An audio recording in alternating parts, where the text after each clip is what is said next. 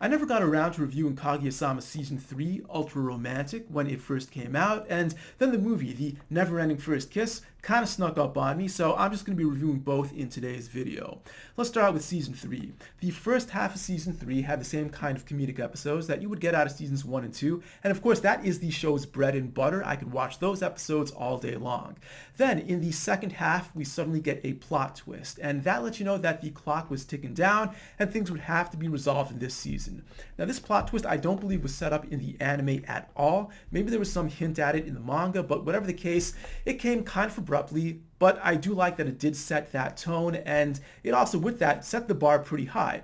This is kind of the premise of the show. Eventually there has to be a huge confession scene, and with the bar being so high, could this show possibly meet those expectations?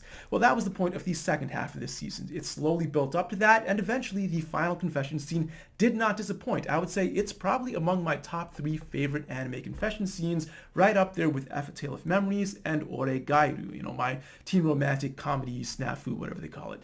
So, the ending of course was great, and I'm sorry, I keep calling it the ending even though the story keeps going on, so let's instead call this the climax. The climax was great for Shirogane and Kaguya, but not only them, Ishigami also had a great climax in Season 3. And I would call it the perfect ending had the story ended right there. It would have been perfect. But the story does keep going on, and I have heard from people that the story actually gets really bad after a while. So I was kind of reluctant to watch the movie. But one final note on the third season, my one criticism, if I had any, is that the cast of characters just seemed to grow out of nowhere. When the show started out in Season 1, you had a few core characters and maybe a few extra characters here or there, basically working on less than 10 characters total, and the show was basically perfect. Then by Season 3, they just kept adding minor characters here and there. I kept asking myself when I saw some of these characters, like random journalist girl, random Yakuza girl, who are these people and what point do they add to the show? I just want to see the main characters and maybe a little bit of the side characters, making the main characters' drama a little bit more exciting. That's really all I need to see. Anyway, with Season 3, Kaguya-sama has supplanted School Rumble as my new all-time favorite romantic comedy, because if we're treating that as the ending, Kaguya-sama had a great ending, and School Rumble had no ending worth speaking of. Now let's move on to the movie. The premise of the story thus far has been Kaguya-sama wants to be confessed to, but now that that's happened, what's left?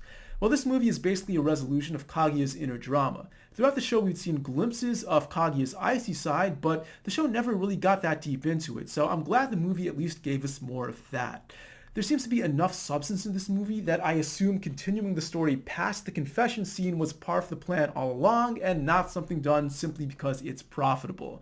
That being said, it's just not the same story anymore. Shirogane seems to be done playing games. This movie seems to be all Kaguya starting some drama and Shirogane being innocently dragged along. Now, Ishigami's story got set up too, but a lot of that seems to have been skipped over, and I didn't like that. Either cut out his story entirely or tell the whole thing. Don't just set up his story and then show a few flashes of what may be a juicy scene at a Christmas party or something and not really explain in any greater depth what actually happens. This movie had the feel of several TV episodes kind of appended together. They even left in some of those mid-episode transitions or commercial bumps or whatever you want to call them. For that reason, I don't think this had to be a movie, but at least it did cover a full arc, unlike the recent Kimetsu no Yaiba movie. Anyway, I'm content to think of Season 3 as being the ending and this movie as being something of an epilogue. If this is the end of the anime, I would be okay with that because I would really hate to see an anime this good overstay its welcome. I'm giving a triple plus to Season 3, and with that I am retroactively upgrading these Seasons 1 and 2 to triple plus as well. Double plus for the movie, but because of it I'm all the more wary of anything that may come next. Now, the door prize for this movie was this plastic file. It's like postcard size, about the size of my hand. It depicts a scene from very early on in the movie. Not really sure what I'm going to do with a file this size, but who knows? It's a nice little present. Anyway, this concludes my third movie review of the year already. And I don't really watch movies much at all, let alone in theaters, but 3 already this year. The fact is, there are always anime movies coming out in theaters here. I could very easily do a review at least once a month. So if there are any anime reviews you're looking forward to and you want to hear from me first, maybe because the movie's not going to come to you until several months after it's released in Japan, or maybe it won't even get to you at all. Let me know, and if there's enough interest around these movies, I'll watch and review them.